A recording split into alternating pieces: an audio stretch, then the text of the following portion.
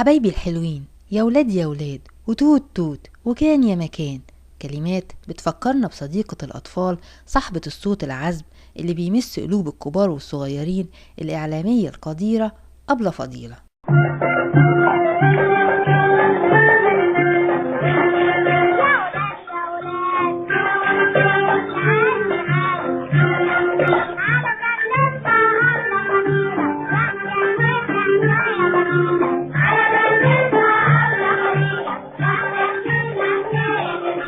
أبلة فضيلة اسمها فضيلة توفيق عبد العزيز، دخلت كلية الحقوق وهي مش عايزة تدخلها، لكن دي كانت رغبة والدها اللي كان عايزها تدخل نفس كلية أخوها عشان تروح الجامعة وترجع معاه، وكمان لأنه كان شايف إن كلية الحقوق هي كلية الوزراء. حبايبي الحلوين، وكان يا مكان، يا سعد يا إكرام. كانت أبلة فضيلة نفسها تدخل كلية الآداب، وكانت ما بتحبش دراسة القانون، بس حبتها بعد فترة لأنها بدأت تعرف يعني إيه حقوق وإزاي تدافع عن الحقوق دي، وكمان تساعد الناس. حلوين، وإحنا بنسمع الحدوتة قاعدين ساكتين ولا بنعمل شقاوة الصغيرين؟ متهيألي كلنا هاديين. واتخرجت من الجامعة سنة 1951 واشتغلت بالمحاماة يوم واحد بس. رحت مكتب حامد باشا زكي ده اللي هو استاذي، كان الطريقه ازاي ان انا اخش مع المتقاضيين واقعد معاهم واكتب بقى مذكره، يعني شوف قبل هو ما يشوفهم. ابص الاقي واحده جايه شكي امها، اقول لها حد يرفع قضيه على امه؟ عيب، دي هي اللي ربتك، واللي انت بتعمليه في امك النهارده ولادك هيعملوه فيكي. تمشي فانا جالي انت بتطفش الزباين. قلت له يا فندم حد يشتكي امه؟ قال لي ما احنا شغلنا كده، الناس تتخانق مع بعض واحنا ندافع. قلت له لا. قال لي انت ما بتدفعيش محاماه. وبعدين حامد زكي باشا وزير المواصلات وصاحب مكتب المحاماة عرض عليها تروح الإذاعة، ووافقت وقدمت نشرة الأخبار لمدة 8 سنين لغاية ما بابا شارو مقدم برامج الأطفال واللي اتدربت على ايديه ما اتنقل لوظيفة إدارية، ووافق إنها تقدم برامج الأطفال مكانه، لأن دي كانت رغبتها أول ما راحت الإذاعة.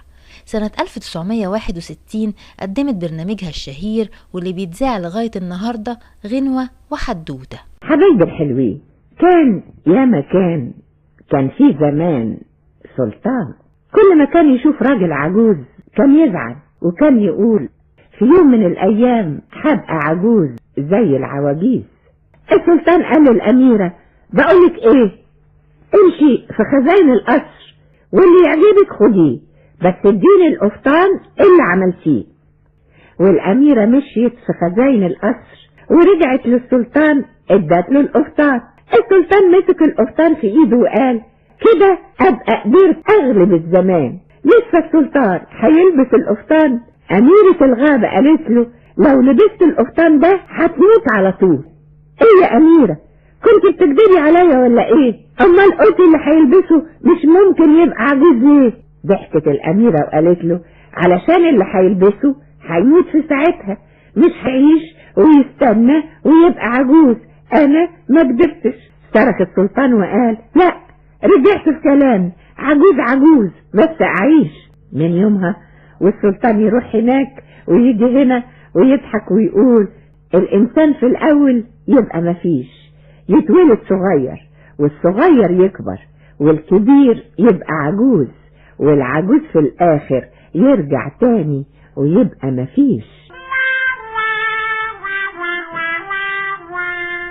اقترح بابا شارو على أبلة فضيلة إنها تسمي نفسها ماما فضيلة، لكن هي رفضت. قلت له لا يا بابا، أنا ماما دي كلمة مقدسة، كل طفل له ماما واحدة اللي خلفته وربته، ده شرف ما أعطيهوش لنفسي أبقى أم لكل أطفال مصر إزاي.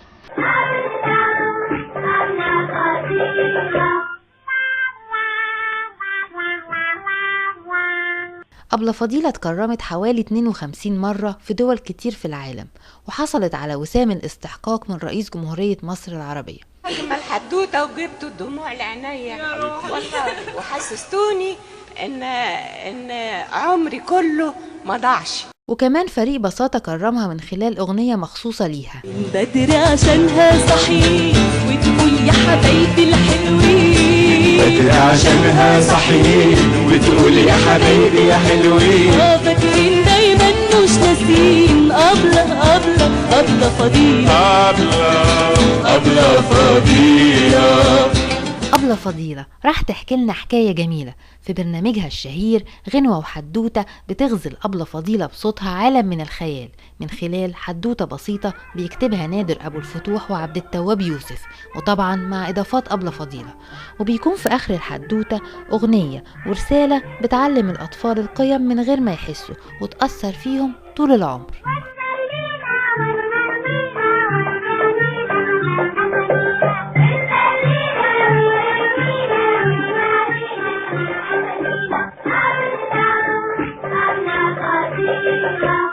حبايب الحلوين، حدوتة ست طيبة ومقاشة كبيرة طيبة ومقاشة صغيرة طيبة هي كمان، لكن المقاشة الصغيرة تقول هعمل اللي ما بتعرفش تعمله المقاشة الكبيرة، هنضف كل حاجة.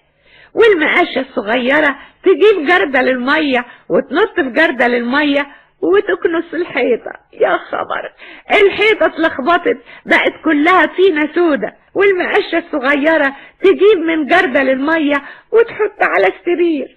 والمقاشة الصغيرة تقول هتيجي ست طيبة وتقولي شاطرة شاطرة شاطرة، وست الطيبة جت. يا خبر، ايه ده؟ ايه؟ ست الطيبة تجري ورا المقاشة الصغيرة، والمقاشة الصغيرة تجري قدام ست الطيبة. المقاشة الصغيرة بتجري مش شايفة جردل المية، تتخبط في جردل المية تقع وايدها تنكسر. يا خسارة يا خسارة، اهي نايمة في السرير. والمقاشة الكبيرة الطيبة قاعدة جنبها تقول لها شفتي وقعتي ليه؟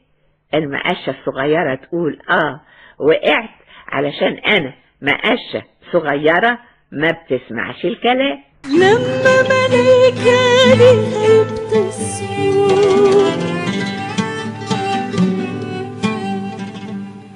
والعصافير صافين اسمه، يبقى أكيد المذكور اسمه أبلة فضيلة. أبلة فضيلة حست إن عندها رسالة ولازم توصلها للأطفال عشان هي بتحبهم وبتعرف تتعامل معاهم، وشافت إن أحسن حاجة إن الرسالة تتقدم من خلال حدوتة بسيطة. عشان كده أبلة فضيلة مش هتبطل تحكي حوادثها الجميلة بأسلوبها المريح وصوتها اللي بيجذب الأطفال. عشان نسمع أبلة فضيلة هتحكي لنا حكاية جميلة وتسلينا وتهنينا وبتهدينا كمان أسامينا، وتسلينا وتهنينا وبتهدينا كمان أسامينا. أبلة فضيلة. أثرت أبلة فضيلة في أجيال كتير، لكن الجيل الجديد في منهم اللي يعرفها وبيحبها وفي اللي ما يعرفهاش. عشان كده بنقول لكل أب وأم حاولوا تسمعوا أطفالكم أبلة فضيلة. حبايبي الحلوين، بكرة إن شاء الله وفي نفس الميعاد اللي هيجي فينا هيفرح بالغنوة ويتسلى بالحدوتة. أقول لكم إيه؟ توتة توتة، غنوة وحدوتة. دينا بهاء، شبكة أخبار المصري.